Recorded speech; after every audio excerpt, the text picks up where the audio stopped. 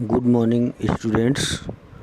Today we will read a new chapter, A Legend of the Northland. This poem is written by Forbes Carey, an American poetess. A Legend of the Northland. This poem is written in a ballad form. What is a ballad? A ballad is a poem narrating a story in short stanzas. So, this poem is written in 16 stanzas and each stanza has 4 lines. This poem narrates the legend of an old lady who angered Saint Peter because of her greed. In our poem, we will know how the old lady angered to the Saint Peter because of her greed and who was Saint Peter. So, dear students, during this reading this poem, we will also come to know the meaning of difficult word, literary devices. So, we move to stanza number 1. Now we want to start it. Away, away in the Northland, where the hours of the day are few, and the nights are so long in winter that they cannot sleep them through. Northland. First of all, I want to make you understand that what is the meaning of Northland. There are two poles on our earth, North Pole and South Pole. North Pole is known Northland. Okay, so Northland refer to North Pole. What is the quality of Northland? The Northland is a very cold region covered with snow. Here weather is very cold because sunlight stay very few hours. So away in the Northland. Away means far away. In the Northland, in the mentioned areas in North Pole, where the hours of the day are few. Few means small. The day hour is the daytime is very few, very small. So it is sure that night will be long, and the nights are so long in winter that they cannot sleep them through. And since day is very small, so night is very long. During winter it is very long, and one cannot spend the whole night in sleeping. Second stanza, where they harness the swift reindeer to the sledge when it snows, and the children look like bear's cub in their funny furry clothes. Where they harness the swift reindeer. Okay, in first stanza you can say beta that they cannot sleep them through. Last line here is used alliteration. Alliteration means repetition of consonant sound two or more than two in nearby words. दो या दो से अधिक बार consonant sound का use होता है. यहाँ पे देखिए दैट फर्स्ट स्टेंजा का fourth line, that they them, आगे है देम में आपका द साउंड प्रोड्यूस हो रहा है. Okay, so next stanza we will see, where they harness the swift reindeer to the sledge when it snows, and the children look like bear's cub in their funny furry clothes. Harness means to trap and fasten, means काम मिलाना, जोतना। तो reindeer is an animal which is found in polar region. When to the sledge, what is the meaning of sledge? Sledge is a cart used in ice. When it falls snow, then as a cart, as a transport, sledge is used by reindeer.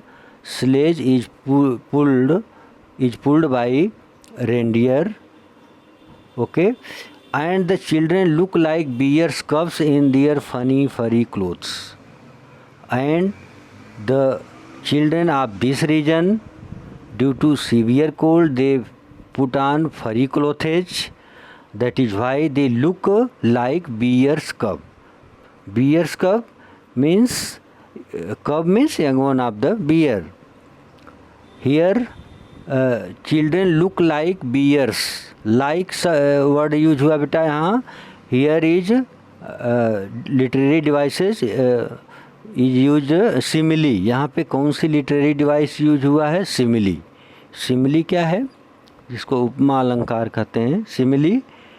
simile क्या है? simile is in a simile there is a comparison between two objects of different kinds. At least one point like or so or as. तो simile में हमारा like, so या as word ये use होता है. तो simile आपको बताया गया उपमा. जैसे हम कहें कि उसका मुंह चंद्रमा के समान है, तो उसके मुख की तुलना जो है चंद्रमा से किया गया है. तो चंद्रमा और उसका मुंह दो ऑब्जेक्ट हैं, दो डिफरेंट ऑब्जेक्ट्स हैं यू कैन से. और इसमें जो है आपका जो कंपैरिजन वाले वर्ड क्या है? लाइक से इसको कंपेयर किया गया है. So in this region due to severe cold the children wear put on furry clothes, रोवेदार, ठीक, ऊनी कपड़े पहनते हैं ऐसे जिससे लगते हैं भालू के बच्चे. They tell them a curious story.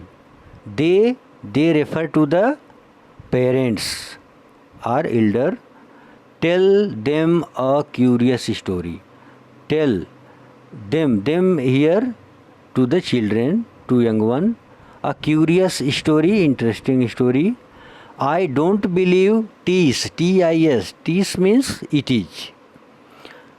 Tease means it is. It is tease full form of tease is it is. And yet you may learn a lesson if I tell the tale to you. अच्छा, second stanza में बेटा हम we can also see the alliteration. आप देखिए दे the second stanza का पहली line दे और the use हुआ है, द साउंड प्रोड्यूस हो रहा है. फिर थर्ड लाइन में आप देखिए सेकेंड स्टेंजा के में लुक और लाइक में ल साउंड प्रोड्यूस हो रहा है. और लास्ट सेकेंड स्टेंजा की फोर्थ लाइन फनी और फरी में फ साउंड प्रोड्यूस हो रहा है. ठीक, और यहाँ पे लाइक शब्द यूज हुआ है, ये सिमिली यूज हुआ है. तो अलिट्रेशन और सिमिली आपका यहाँ यूज हुआ है. They tell them, now come to stanza number third. They tell them a curious story. The dweller of this region, the elder, tell the story to their children, a curious story. I don't believe it is true. The poetess said that she didn't believe it is true or not, but and yet you may learn a lesson if I tell the tale to you. लेकिन अगर आपको ये कहानी बताया जाए, if you listen it, then you can learn a lesson. So in third stanza we can also see they them. In third stanza की first line में आप देखिए दे और देम यूज हुआ है, अलिट्रेशन. ओके, तो द साउंड प्रोड्यूस हो रहा है. लर्न लेसन ल साउंड, टेल, टेल में ट साउंड। टेल मीन्स टू से और टेल TALE मीन्स स्टोरी। हाँ, अब कौन सी स्टोरी है क्यूरियस स्टोरी? कौन सी की स्टोरी वहाँ के ड्वेलर जो हैं इल्डर अपने बच्चों को बताते हैं। Once when the good Saint Peter lived in the world below and walked about it preaching just as he did, you know. The parents, the elder, told the story of Saint Peter. Who was Saint Peter? Saint Peter was a apostle of Jesus Christ, a disciple of Jesus Christ, or you can say a follower of Jesus Christ, who used to move here and there in the world to spread religion. धर्म का प्रचार करने के लिए उधर उधर घूमते थे पूरे वर्ल्ड में। Just as he did, you know, then you will also believe that he only moved to preach about, preaching means give religious speech, then you also will know. Okay, in fourth stanza we will we have completed. Next stanza number 5th. He came to the door of a cottage. He came to the door of a cottage in travelling round the earth, where a little woman was making cakes and baking them on the hearth. He came to the door of a cottage while the Saint Peter was moving on the earth to spread the religion. Due to hungriness, due to hunger, he reached on a cottage where a small lady, an old lady, was making cakes and baking them on the hearth. Hearth means fireplace, cooking place, furnace, stove. तो वो stove पे या अंगीठी पे cake को पका रही थी। Then what happened next we will see in next stanza. Now this stanza we have which we have read, we will see the alliteration. Alliteration is also used in this stanza number 5th. Woman was, okay, woman was, वो sound. Stanza number 5th. First of all, you dear students, you write number of all stanza, stanza number 1 2 3 4 5, then it will be easy to read. तो 5th stanza में हम देखेंगे कि women was, 5th stanza 3rd line में women was में वह sound आपका repeat हुआ है, प्रोड्यूस हो रहा है यहाँ पे, ठीक। और 4th लाइन, 5th स्टेंजा की 4th लाइन देम और द, इसमें भी आपका द साउंड प्रोड्यूस हो रहा है। Next proceed. Now come stanza number 6। And being faint with fasting for the day was almost done, he asked her from her store of cakes to give him a single one. When the Saint Peter reached on that cottage, that time he was feeling faint. Faint means weak. Being faint means to be weak, okay. He was feeling weakness, and he was hungry because the day had passed. means पूरे दिन उन्होंने घूमते घूमते आए यहाँ पे, और उनको बहुत ज़्यादा भूख लगी थी और बहुत वीकनेस फील कर रहे थे। Then he asked her from her store of cakes to give him a single one. Then he demanded to that lady, please give me a piece of cakes from your store, from whatever you have made from the store, you give me a single piece of them. उन्होंने कहा कि एक बहुत सारे तुम्हारे पास हैं cakes store है, लेकिन एक पीस हमको उसमें से दे दो. ठीक. तो नेक्स्ट स्टेंजा 6 में हम देखेंगे बेटा, यहाँ भी आपका फेंट फास्टिंग, इसमें भी एलिट्रेशन है, फॉर साउंड का रेपिटेशन है. अच्छा, अब इसमें हम देखेंगे कि क्या राइमिंग वर्ड है. तो इस राइमिंग इसमें जो है पूरे लगभग पूरे स्टेंजा में आपका ABCB यूज हुआ है. ये राइमिंग स्कीम है. ये क्या है, जैसे 6 स्टेंजा में आप देखेंगे कि first line fasting, first line की last word fasting, second done, third cakes 1. तो फास्टिंग पे हम A लिखेंगे, A, done B, cake C और 1 B. इससे हमें क्या पता चल रहा है, ABCB मीन्स दूसरे में भी B है और फोर्थ में भी है. मतलब it means the second and fourth line is rhyming. Done 1, done 1, यहाँ पे हमारा राइमिंग इसमें हम देख सकते हैं. Now come to stanza number 6. So she made a very little cake, but as it baking lay, she looked at it and thought it seemed too large to give away. The lady, the small lady, the old lady become ready to give him a small piece of cake. So she made a very little cake.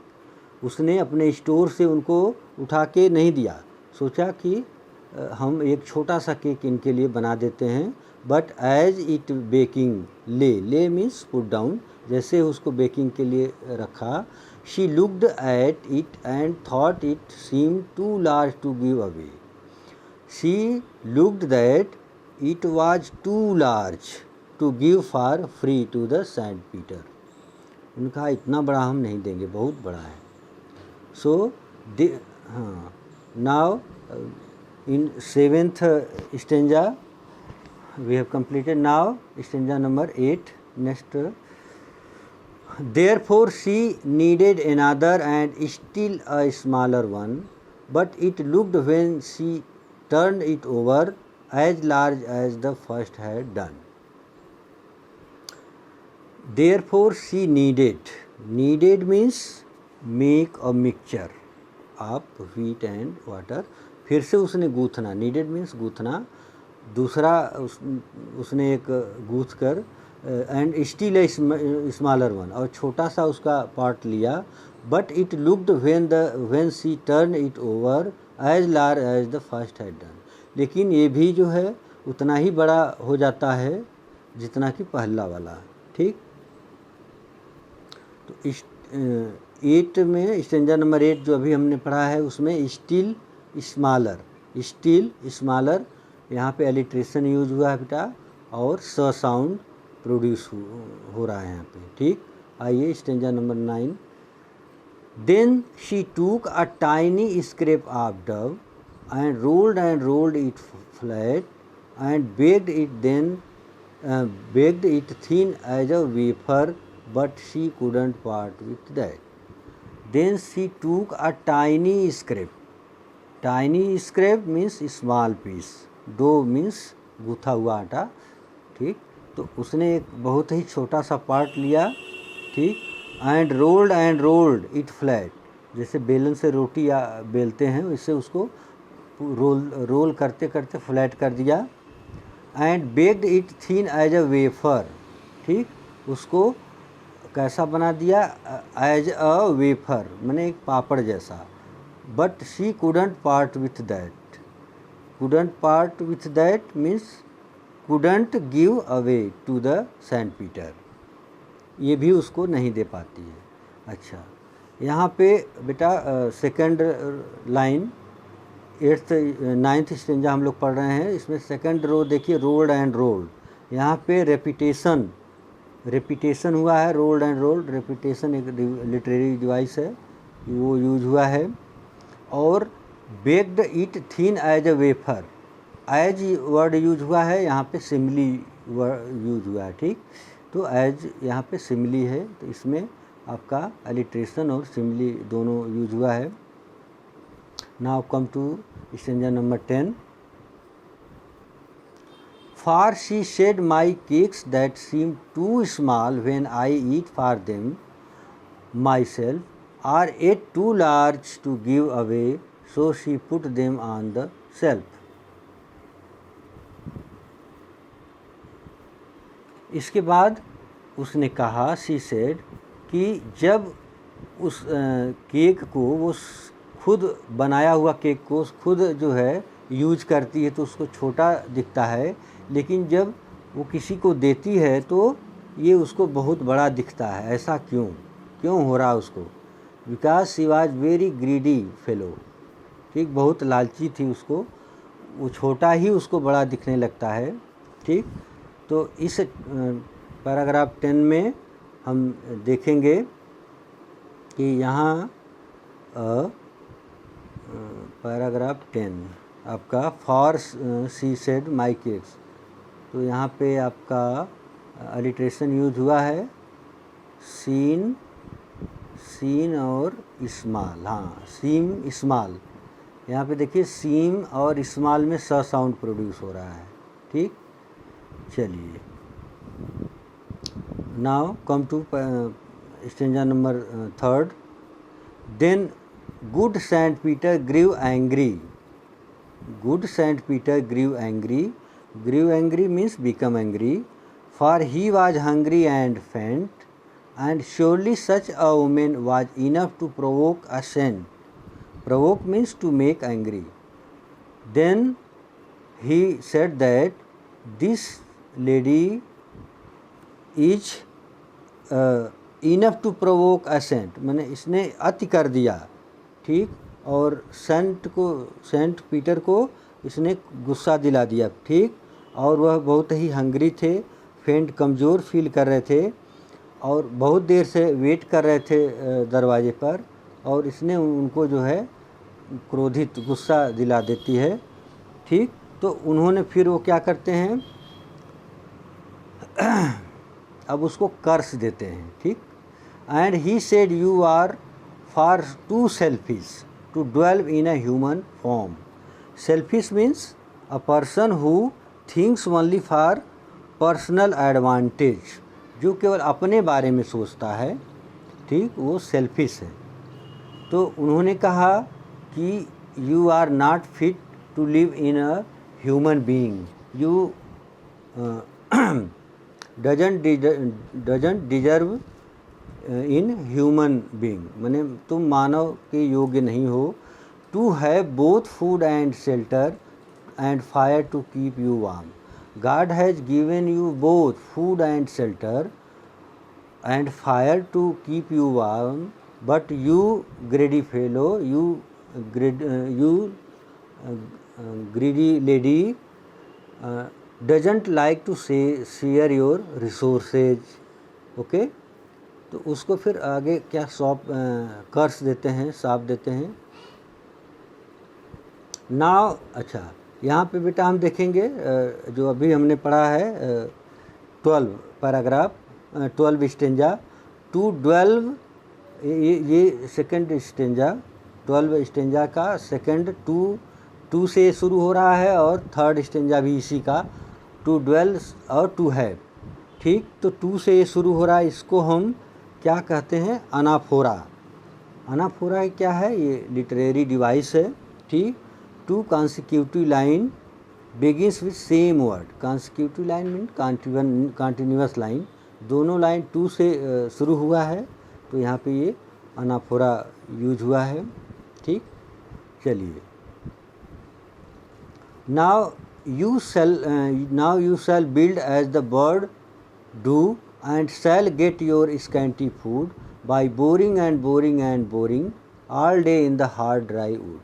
ठीक, then the Saint Peter cursed her to make a bird. ठीक, उन्होंने उसको कष्ट दिया कि तुम एक bird बन जाओ।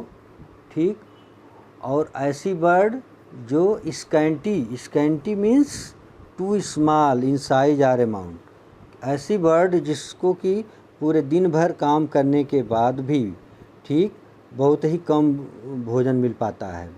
ठीक, boring and boring and boring, boring means यहाँ पे मेकिंग होल। ठीक, boring and boring and boring, यहाँ पे अलिट्रेशन है, ब साउंड आ रहा है। ठीक, ब साउंड प्रोड्यूस हो रहा है। तो all day in the hard dry would, उन्होंने उसको ऐसे बर्ड का जो कि ट्री में बोरिंग और एंड बोरिंग मतलब होल, मेकिंग होल, वो होल बनाती रहती, जैसे वुड पेकर है वो दिन भर जो है ट्री में होल बनाती रहती है, अपना घर बनाती, उसी में उसमें कीड़े ढूंढती है, दिन भर मेहनत करेगी तो बहुत कम उसको मिलता है। ठीक, तो उसको वुड पेकर बन जाने का उन्होंने कर्ज कर दिया। Then up she went through the chimney never speaking a word and out of the top flew a woodpecker for she was change to a bird. इसके बाद क्या हुआ कि वो जो है चिमनी, जो घर में चिमनी बनाया जाता है, जो स्मोक आउट होने के लिए एग्जॉस्ट बनाया जाता है, बाहर निकलने के लिए धुआं, खाना बनता है लकड़ी से। जब खाना बनता था पहले तो चिमनी बनाई जाती थी, आज भी कुछ लोगों के घर में बनाते हैं, जो धुआं जो उसका है स्मोक बाहर निकलने के लिए। तो वो क्या है कि चिमनी से बाहर निकली और एक बर्ड बन गई। ठीक, वुड पेकर बर्ड। ठीक, चेंज टू अ बर्ड। अच्छा, इसमें हम देखेंगे बेटा राइमिंग क्या है आपका, chimney word would picker bird. तो चिमनी आपका यहाँ पे हम ए लिखेंगे, वर्ड में बी, वुड पेकर सी और bird B, A B C B means second line और फोर्थ लाइन आपका राइमिंग है, वर्ड बर्ड। तो आपको अभी हमने 6 लाइन में भी बताया, 6 स्टेंजा में भी बताया था और 14th में बता रहे हैं। तो यहाँ पे आपको एक्यूरेट दिख रहा है कि वर्ड बर्ड। ऐसे सारे जो है स्टेंजाज हैं जिसमें यही है आपका राइमिंग, ऐसा नहीं कि बस 2 ही में राइमिंग है, सारे में यही राइमिंग स्कीम है। क्या, ए बी सी बी। ठीक, okay, now come to stanza number 15। She had